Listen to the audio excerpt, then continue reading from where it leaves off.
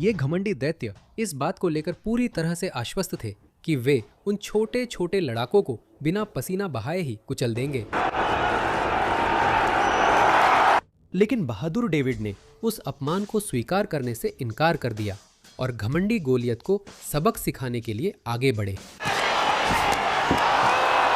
यह दिखाता है कि आकार ही सबसे जरूरी नहीं।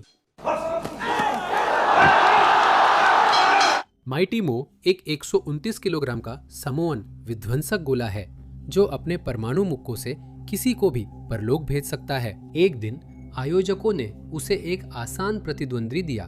एक छोटा थाईलैंड का लड़का जिसका नाम काओ क्लाई है, उनके बीच 59 किलोग्राम का हास्यास्पद वजन का अंतर था।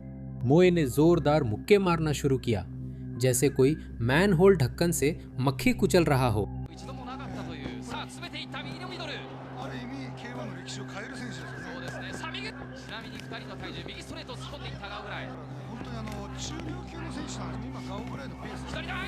लेकिन काओ क्लाई ने अपनी आखिरी चाल बचाकर रखी थी। वो हवा में उछला और अपनी उड़ते घुटने से सीधे मोए की जबड़े पर वार किया।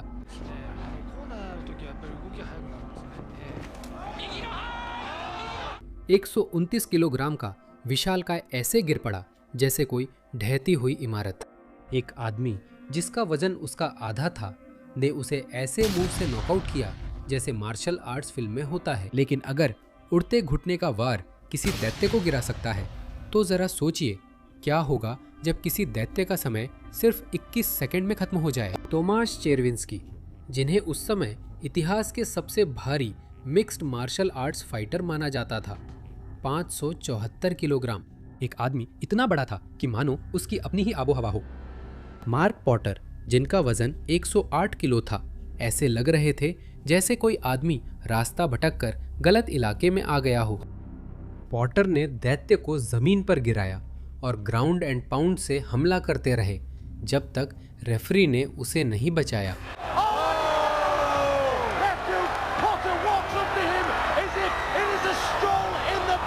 This is frantic ground and pound jackhammering shots. He's got to be looking at stopping this soon. It's over. सोचिए अगर 174 किलोग्राम 21 सेकंड में गिर जाए और एक यूट्यूब ब्लॉगर रिंग में संगमरमर से तराशे हुए आदमी के सामने आ जाए तो क्या होगा। जोश ब्रिगनर अजय अपोलो जैसे शरीर के साथ पूरी तरह से आश्वस्त था कि उसकी मांसपेशियां मोटे ब्लॉगर सॉल्ट पापी को कुचल देंगी। एक ऐसा आदमी जिसका ट्रेनिंग प्लान वीडियो गेम्स और डबल चीज बर्गर था। घंटी बजते ही पापी ने नियंत्रण संभाल लिया और ब्रिगनर से ऐसे खेला जैसे वह असहाय बच्चा हो।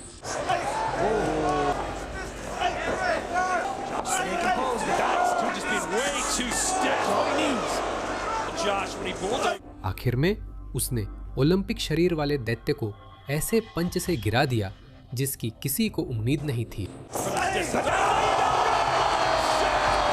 सोफा ने जिम को हराया। जोश घर गया सब कुछ दोबारा सोचने। लेकिन असली बेइज्जती तब होती है जब 75 किलो का आदमी 192 किलो के सामने नए साल की रात भिड़ता है। इस बर्गर के दैत्य का नाम बटरबीन है। 192 किलो की तबाही जिसने दर्जनों आदमियों को एक ही हाथ से चित कर दिया था। नए साल की रात उसके सामने 75 किलो के जापानी जेनकी सूडो को परोसा गया। सूडो ने बटरबीन के साथ मुक्केबाजी करने के बजाय तुरंत गार्ड ले लिया और उसे अपनी दुनिया में खींच लिया। जमीन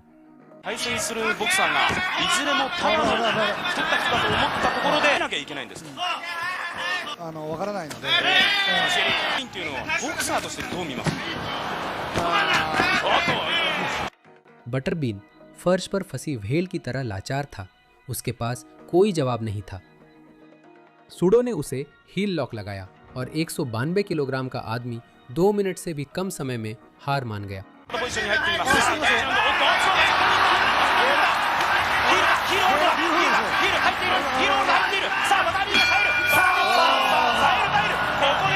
सूडो ने रिंग में नाचकर जश्न मनाया।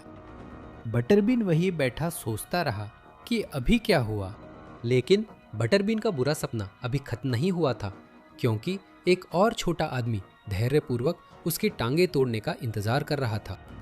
बटरबीन 4 राउंड की लड़ाइयों का राजा है और माइक को इन्हीं राउंड में हराने आया था। लेकिन माइक के दिमाग में उस दैत्य के लिए कुछ और ही योजना थी। पहली घंटी बजते ही बर्नार्डो ने बटरबीन की टांगों को बेहद सटीक और क्रूर लो किक से तोड़ना शुरू किया। हर एक किक एक घिनौने धमाके के साथ लगती थी, जो दैत्य की नींव को ऐसे पिघला रही थी जैसे गर्म पानी बर्फ पर डाला हो।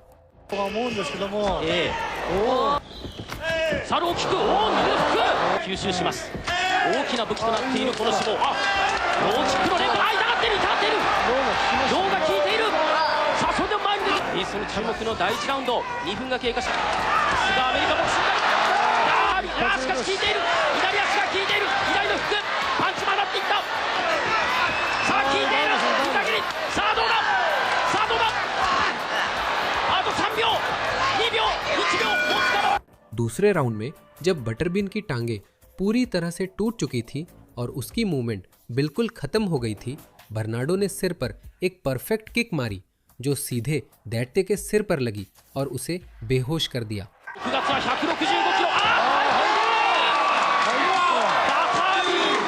अब कुछ दैत्य पिटने के बाद सीख जाते हैं, लेकिन अकेबोनो था जिसे सीखने में ज्यादा वक्त लगा। इस दैत्य का नाम अकेबोनो है। पूर्व योकोजुना सूमो पहलवान जिसका वजन 227 किलोग्राम था, सालों तक डोजो पर राज करने के बाद उसने किक बॉक्सिंग में कदम रखा। एक दिन वह रेमी बोंजास्की उड़ता हुआ जेंटलमैन से भिड़ा, जो 109 किलोग्राम के डच किक बॉक्सर थे। अकेबोनो ने तुरंत अपनी सूमो रणनीति अपनाई। वो ऐसे धक्का मुक्की कर रहा था जैसे भूल गया हो कि ये डोजो नहीं, यहाँ असली वार चल रहे हैं।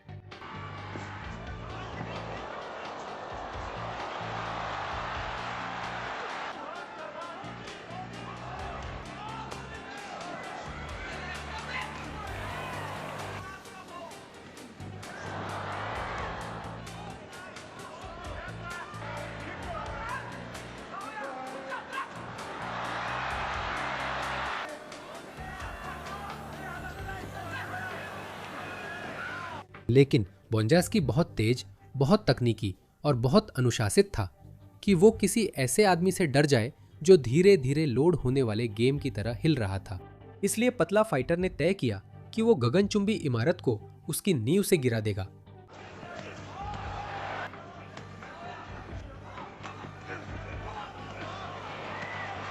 उसने एक जबरदस्त हाई किक मारी जिसने 227 किलोग्राम के दैत्य को मैट पर गिरा दिया। रेफरी जल्दी आया, जबकि अकेबोनो समझने की कोशिश कर रहा था कि क्या हुआ।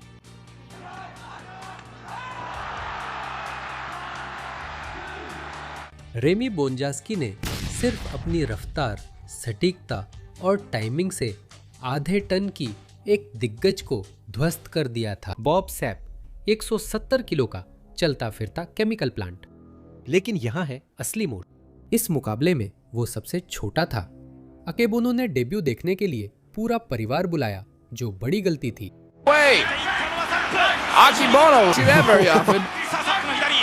Bob Sapp traditionally is the aggressor in all of his fights. Bob Sapp, and a low kick. I like how Akebono just pushes Bob Sapp away and says, "No." Nice low leg kick landed by Sapp. Oh, nice right hand. Akebono, he just shoves Bob Sapp. SAP ने तुरंत समझ लिया कि उसके प्रतिद्वंदी के पास घूंसे रोकने का कोई तरीका नहीं है और उसने ऐसे पंच बरसाने शुरू कर दिए जैसे उसका कोई पुराना हिसाब बाकी हो।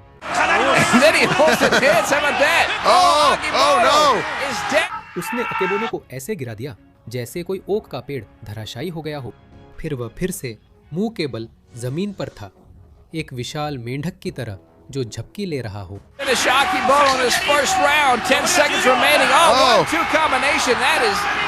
लेकिन अकेबोनो को इस बारे में साफ तौर पर तीसरी राय की जरूरत थी। इस वक्त तक अकेबोनो को अपना निजी थेरेपिस्ट स्पीड डायल पर रखना चाहिए था, क्योंकि मुकाबले के आयोजकों के पास साफ तौर पर कोई दुश्मनी थी। इस बार उसे रॉयस ग्रेसी सौंपा गया, जो 82 किलोग्राम के ब्राजीलियाई जिu-जित्सु के दिग्गज हैं और जिन्होंने शुरुआती अल्टीमेट फाइटिंग चैंपियनशिप को अपना निजी खेल का मैदान बना दिया था। 82 किलोग्राम बनाम 227 किलोग्राम, यानी 145 किलोग्राम का फर्क। शुरुआत में ही रॉयस ने दूरी घटाई, पकड़ बनाई और ग्रेसी की जादूगरी ने उस शख्स पर असर दिखाया जो उससे करीब 3 गुना बड़ा था।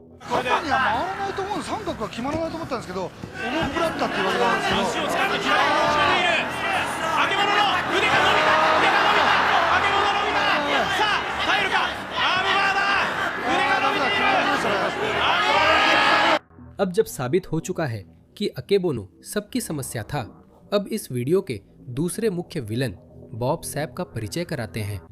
अपने करियर के उस समय बॉब सैप ने 4 बार के K1 चैंपियन अर्नेस्टो हूस्ट को 2 बार नॉकआउट किया था। उसे लगभग अजेय माना जाता था, लेकिन रे सेफो इससे सहमत नहीं थे। सैप ने बुलडोजर की तरह आगे बढ़ते हुए जबरदस्त पंच मारे। सेफो ने पहला राउंड बचा लिया और धैर्य के साथ अपने पंच चुनते रहे। U nogama, a šta je u glavi vidjet ćemo, mišići su tu, deće, čuveni Sugarfoot Sefo.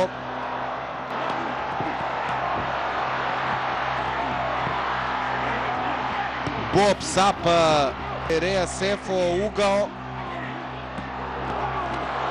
Ovo je šampion, pogledajte. दूसरे राउंड के 29वें सेकंड में सेफो ने पलटवार में एक जबरदस्त दाया पंच दानव की ठुड्डी पर मारा और वह विशालकाय जमीन पर गिर पड़ा। Ko preživi, pričat će Ray Sefo, za sada uspeva da opstane. यह दिखाते हुए कि 158 किलो का डरावना दानव भी बेअसर है जब असली तकनीक वाला इंसान ठान ले कि अब बहुत हो गया। लेकिन सेफो ही अकेला नहीं था जिसके पास उस दानव को बेइज्जत करने की योजना थी, क्योंकि कॉम्बैट स्पोर्ट्स में सबसे खतरनाक दिखने वाले आम आदमी की सैप से भिड़न तय थी। इक्विसा मिनोवा 84 किलोग्राम। वो ऐसा था जैसे कोई जिसे आप सुपरमार्केट में देखे। रिंग में वो दिग्गजों का कातिल था। सैप उससे 86 किलोग्राम भारी था और 2 मिनोवा को वेट लिफ्टिंग बार की तरह उठा सकता था, लेकिन मिनोवा को फर्क नहीं पड़ता था। उसने तुरंत टेक डाउन किया और दिग्गज को मैट पर गिरा दिया। Single leg here from Minowa Man. Can he get Bob Sapp down? They go to canvas. This is exactly where Minowa. He can choke perhaps. Minowa Man slips out actually there. good for Minowa. He can turn it up if he gets his hips underneath him. वह SAP की पीठ पर चढ़ा, Achilles lock लगाया और 170 kilo का दानव उस इंसान के सामने हार मान ली जो अकाउंटेंट जैसा दिखता था। Minowa Man coming Here by. he's going for it. He's going for it now. He's got the Achilles lock. It's a good position with the leg up like that and the knee turned. It's a very vulnerable place for the Achilles lock. लेकिन SAP की बेइज्जती की कहानी अभी खत्म नहीं हुई थी, क्योंकि एक 47 साल के हंगेरियाई दादाजी को इस बारे में कुछ कहना था। बॉब सैप अब भी विशाल, अब भी कॉम्बैट स्पोर्ट्स की सबसे गंदी चूहे का खिताब उसके पास है। अब भी ऐसे प्रतिद्वंदी चुन रहा है जिन्हें वो आसान समझता था। इस बार सैप ने 47 साल के हंगेरियाई कुंकली तिबादार को शिकार बनाया, जिनका वजन 77 किलो था। सैप उससे 93 किलोग्राम भारी था और पूरी तरह निश्चिंत था। सैप आगे बढ़ा, जोरदार मुक्के मारते हुए मुकाबला तुरंत खत्म कर देने के इरादे से।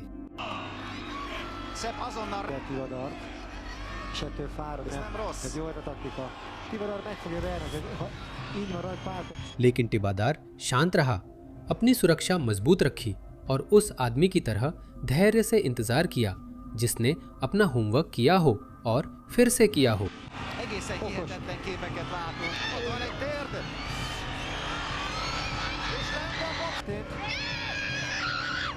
Mögöttem megőrülnek, főleg a hölgyek, és ezt megint mozgatni is nagyon nehéz.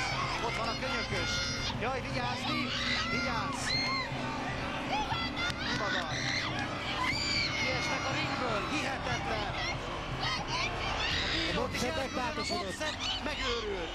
तब जब सैप ने एक और बेकाबू पंच के साथ हद पार कर दी, टिबादार ने एक सटीक मुक्के से पलटवार किया जिसने 170 किलो के उस राक्षस को कैनवस पर पटक दिया।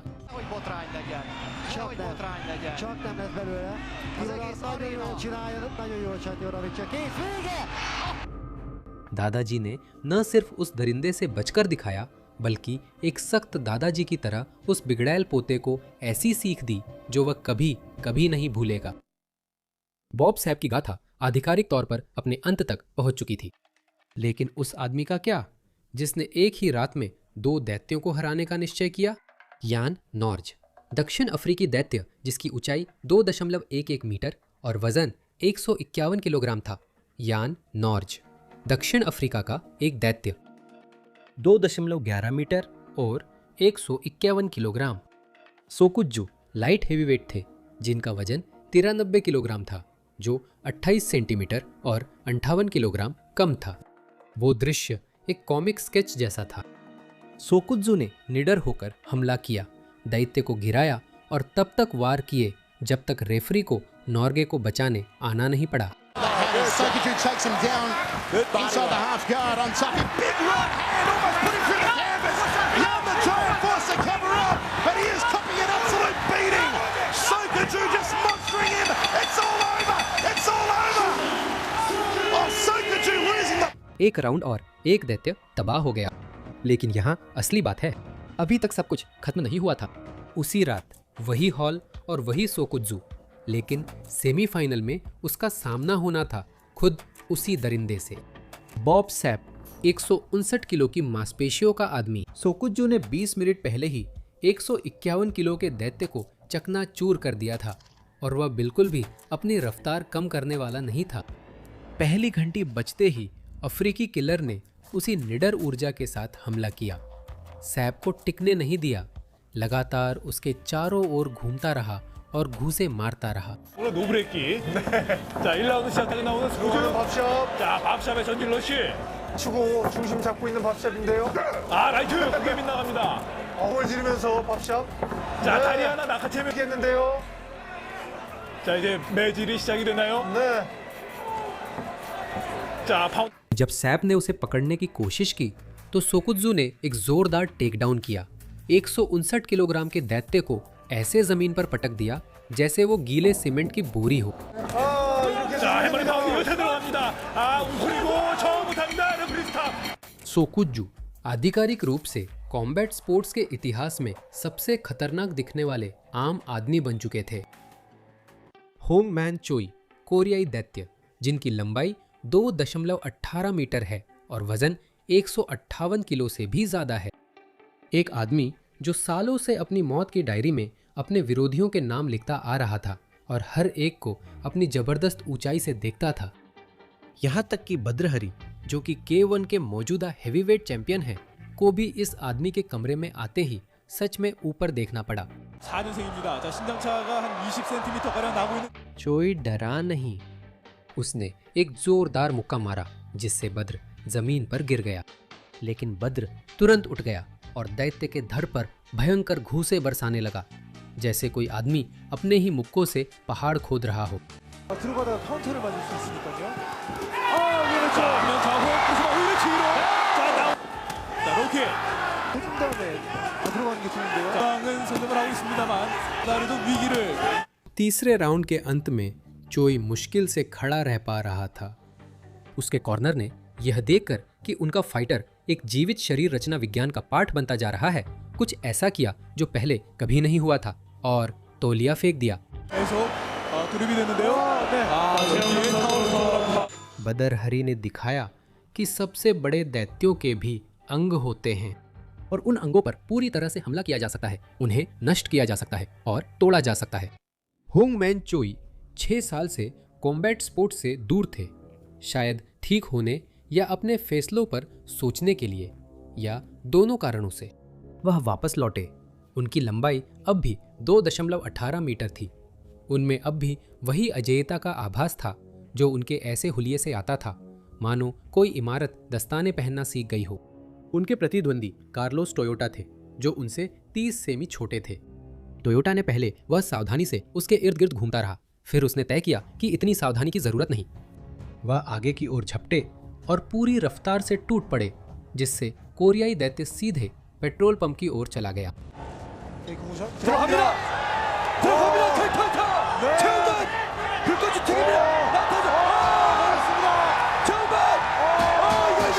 30 अप्रैल 1993 इतिहास का पहला K1 वर्ल्ड ग्रां प्री फाइनल। एर्नेस्टो हस्ट, वो आदमी जिसने 4 वर्ल्ड चैंपियनशिप जीती, तब तक एक दिग्गज नहीं बना था और ब्रांको सिकाटिक इतिहास रचने वाले थे। हस्ट मुकाबले की रफ्तार संभाल रहे थे। राउंड खत्म होने में कुछ सेकंड बचे थे और उनकी जीत तय लग रही थी।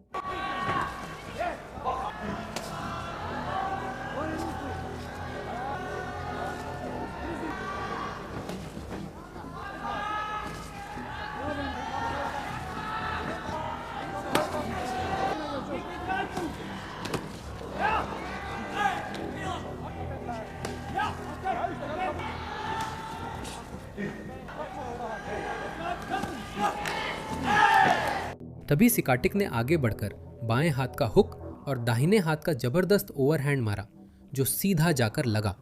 हस्ट गिरने से पहले ही बेहोश हो गए थे। लेवानर पहले ही हंट को हरा चुके थे और कई बार गिराया था, इसलिए जब हंट ने K1 ग्रैंड प्रिक्स फाइनल में फिर उन्हें चुना तो स्टेडियम को लगा कि हंट पागल हैं। पहली घंटी पर ही लेवानर आत्मविश्वासी दिखे।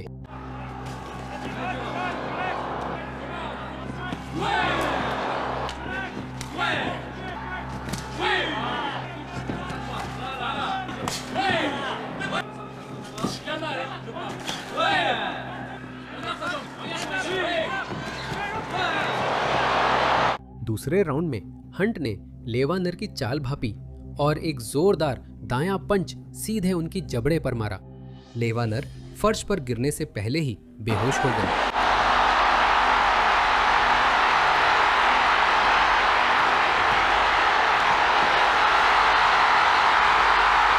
हंट ने उस रात पूरा टूर्नामेंट जीत लिया। कहानी यही खत्म होनी थी, लेकिन लेवानर 14 साल बाद 5 अक्टूबर 2024 को वापस आया। 51 साल के लेवानर 14 साल बाद पहली बार रिंग में लौटे थे। उनका प्रतिद्वंदी काजी लगातार 5 हार के बाद आ रहा था। कोई भी समस्या की उम्मीद नहीं कर रहा था। पहले राउंड में लेबेनर अनुभवी उस्ताद जैसे दिख रहे थे।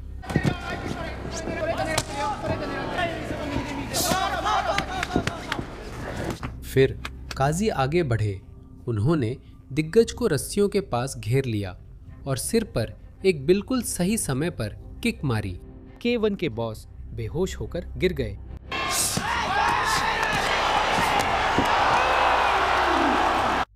मार्सेलो गार्सिया, जिनका वजन 77 किलोग्राम था, ने ओपन डिवीजन में भाग लिया, जहां कोई वजन श्रेणी नहीं थी। उनके प्रतिद्वंदी रिको रॉड्रिगेज अल्टीमेट फाइटिंग चैंपियनशिप के पूर्व हैवीवेट चैंपियन थे, जिनका वजन 136 किलोग्राम था। दोनों में 50 किलोग्राम का अंतर था। मुकाबले में घूसे या किस्मत के मुक्के नहीं थे, सिर्फ शुद्ध कौशल बनाम आकार था।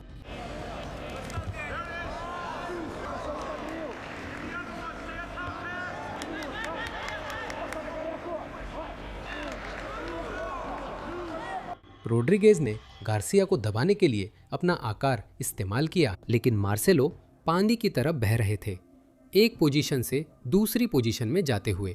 कभी भी हैवीवेट को किसी भी तरह का नियंत्रण स्थापित करने नहीं दे रहे थे।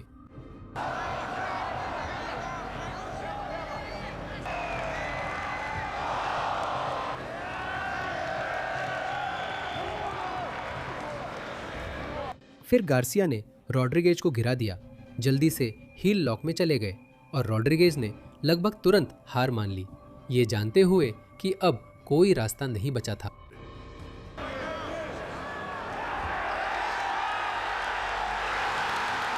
इगोर बोबचानचिन 100 किलोग्राम का यूक्रेनी विध्वंसक गोला। एक ही सिद्धांत, आगे बढ़ो और सब कुछ नष्ट कर दो। फ्रेड फ्लॉयड, उसके प्रतिद्वंदी, का वजन 160 किलोग्राम था और उसने मुकाबले से पहले उसे डराने की कोशिश की, पर इगोर पर इसका असर नहीं हुआ। फ्लॉयड ने उसे रिंग में खदेड़ने की कोशिश की, मगर इगोर ने कमजोर हिस्सों पर जोरदार कॉम्बिनेशन से जवाब दिया। Wow! Fister just flying all over, a knee to the side. Both these fighters going all out. They are not going going to grapple in this one. Both fighters go ahead. Floyd तब तक घूमता रहा जब तक उसका अपना वजन ही उसे थका नहीं गया। फिर इगोर ने वह कॉम्बिनेशन मारा जिसने एक ही झटके में दैत्य की बत्ती गुल कर दी। In the capital city, and this has just been one great bout. And we go almost to the 13-minute mark. Again, no time limit, so these guys will fight until one of them cannot no longer continue, either by knockout or submission. And right now, Igor going away with the right hooks. This time with the left, he is tapped out. Brett Floyd has said he's had enough. इस मुकाबले के समय Andre अर्लोव्स्की पहले से ही pitbull था। वो पहले से ही एक बहुत ही खतरनाक और अनुभवी फाइटर था, जिससे उसके प्रतिद्वंदी के लिए चुनौती लगभग नामुमकिन हो गई थी। वह प्रतिद्वंदी व्याचेस्लाव डाट्सिक था। 16 साल का था और प्रोफेशनल डेब्यू कर रहा था। पूरा पहला राउंड एक असली सजा थी। पिटबुल ने दबदबा बनाया और डाट्सिक ने सारे पंच झेले। अनुभव का फर्क अखाड़े की हर सीट से साफ नजर आ रहा था। And gets taken down, and it's a wild and woolly. He may be in danger of being submitted in this position. I knew, but I knew it really well. Look at him pulling. Zach. Here I come. Go. I want, like, this is the infamous lunch money fight. Extremely technical move, and that's the kick. कुछ ही पलों बाद debut करने वाले उस किशोर ने अर्लोव्स्की को अप्रत्याशित पंच से सीधे सुला दिया, जिसकी किसी ने उम्मीद नहीं की थी।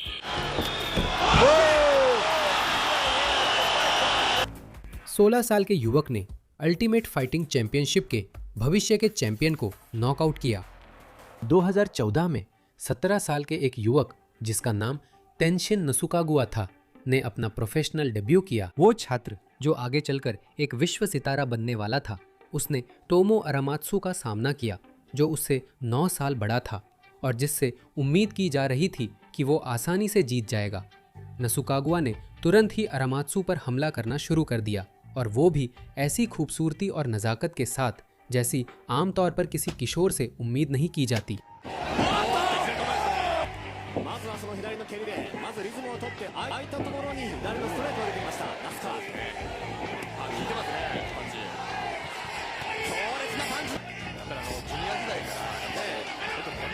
क्योंकि वह समय बर्बाद करने वालों में से नहीं था, इस युवा प्रतिभा ने कोई समय नहीं गवाया और जल्दी ही अपनी सबसे खतरनाक हाई किक मारी, जिससे अरामात्सु नॉकआउट हो गया।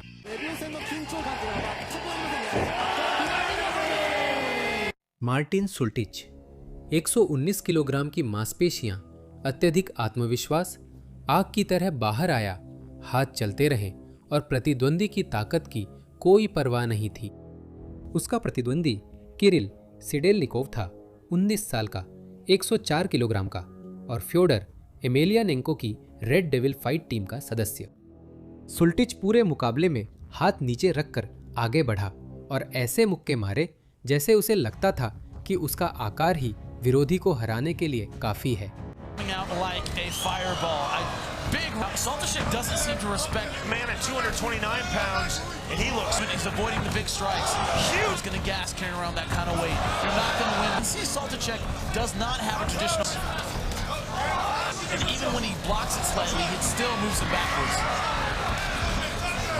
सिडेल्ली को धैर्य से खड़ा रहा, सिर हिलाता और मौके का इंतजार करता रहा।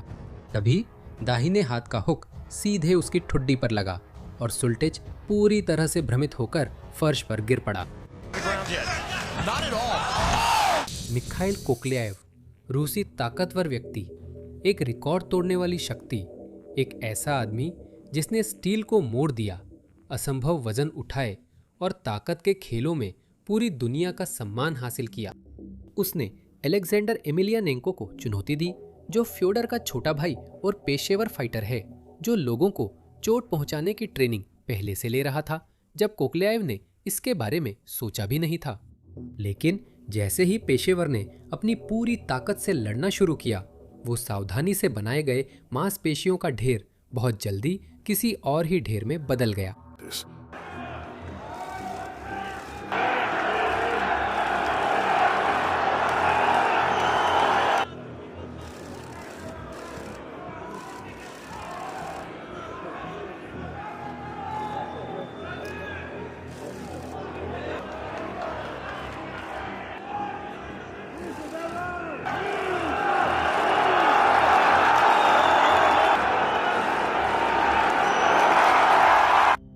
मारियुस पुजियानोस्की 5 बार दुनिया का सबसे ताकतवर आदमी। एक नाम जो ताकत के खेलों की दुनिया में गूंजता है। वह एक योजना के साथ आया था कि वह पीटर ग्राहम को हथौड़े जैसे घूसे और अपने शरीर के वजन से कुचल लेगा, और पहले राउंड के ज्यादातर हिस्से में यह काम भी किया। Szykuje tego prawego luja, będzie sprowadzenie na wykluczaniu. Paraliżyskim rywalem Mariusz Pudzianowski, a to chyba nie jest do końca rozsądne. Rozsądne jest szukanie partnera. Mało czasu, a więc szarp do góry Mario. Nie w ten sposób. Ale odpowiedział szyrfowy. Odpowiada i znów rusza, ale znów Bardziej efektywnie pracuje nad twarzą Mariusza Pudzianowskiego. Mariusz Pudzianowski ma możliwości, aby z tej pozycji wyjść. Nie jest w stanie także w tej... दूसरे round में पुजियानोस्की ने take down की कोशिश की, लेकिन असफल होकर बिना बचाव के पीठ के बल लेट गया। I to będzie chyba egzekucja na Polaku. Peter Graham idzie po zwycięstwo w main evencie. Mnóstwo tych ciosów młotkowych, teraz łokci i za chwilę przerwie walkę Tomasz Bronder, dlatego że Pudzianowski nie odpowiada. Już powinien przerwać ten pojedynek Tomek Bronder. To jest przerwa. Nikolai Valuev, पूरब का दैत्य, 2 metre लंबा, 143 kilo वजन, World Boxing Association के heavyweight champion. David Haye अपने 95 kilo वजन के साथ ऐसे दिख रहे थे जैसे क्रूजरवेट गलती से हेवीवेट में आ गया हो, लेकिन हेस डरने नहीं आए थे। Switch will move over back. See, that's the big question already. Seem to catch value. Watched him studiously. They've worked on things. Round दर राउंड हेयस ने उस दैत्य को पछाड़ दिया और ये बुनियादी सच सामने ला दिया कि बिना स्पीड के अपने पंच लगाने या बिना डिफेंस के सामने वाले के पंचों से बचने की क्षमता के साइज का कोई मतलब नहीं है।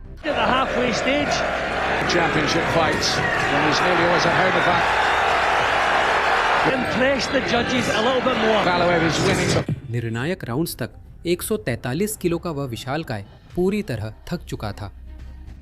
हर पंच पहले से भी ज्यादा धीमा होता जा रहा था। उसकी गार्ड टूट गई थी और हे ने उसे 12 राउंड तक मिलीमीटर की सटीकता के साथ तबाह कर दिया।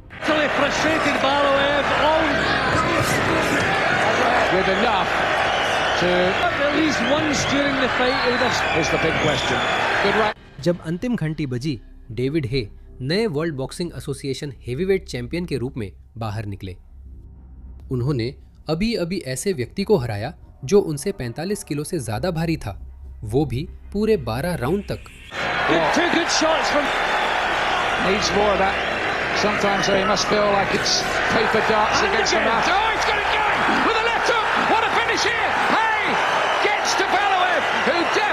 Majority decision from London, England, and no.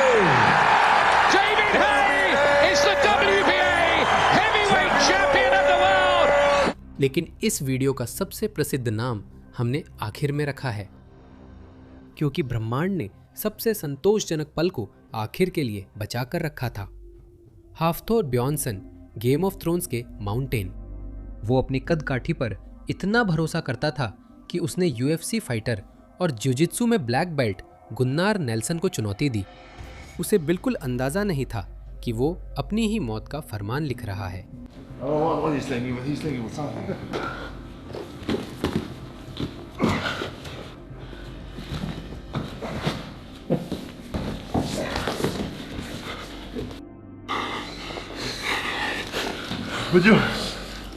वो एक एनाकोंडा की तरह ब्यॉर्नसन के चारों ओर लिपट गया। उसे भागने का कोई मौका नहीं दिया जब तक कि द माउंटेन के पास हार मानने के अलावा कोई और रास्ता नहीं बचा।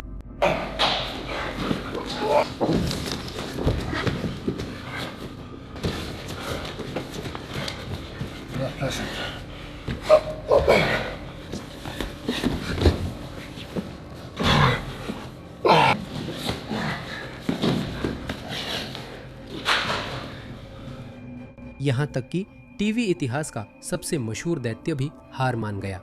असली लड़ाई में मांसपेशियों का महत्व नहीं, वे कैमरे के सामने सबमिशन को बस शानदार बनाती हैं।